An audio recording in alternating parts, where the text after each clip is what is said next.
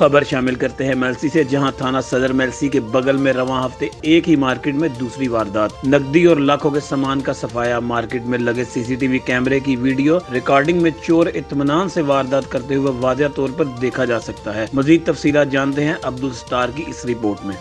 मेलसी शहर चोरों और डकैतों के निशाने पर। थाना सदर के साथ और असिस्टेंट कमिश्नर ऑफिस से मुतसिल लिबर्टी मार्केट के सामने कैद-ए-आज़म रोड पर वाक़ हबीब बर्तन स्टोर पर सुबह सवेरे चोरी की वारदात। चोरों ने दुकान के ताले तोड़कर 70,000 नकदी, दर्जन भर LED TV, micro oven, electric geyser, सिलाई मशीनें और हीटर वगैरह गाड़ी में रखे और इत्मीनान के साथ फरार हो गए। याद रहे कि 4 दिन पहले इसी जगह पर दिन दिहाड़े एसन शूज पर डकैती की वारदात हुई थी और पुलिस ने बर वक्त एक्शन भी लिया था, लेकिन ताहाल इस पर भी कोई मस्बत पेशरफ सामने नहीं आ सकी।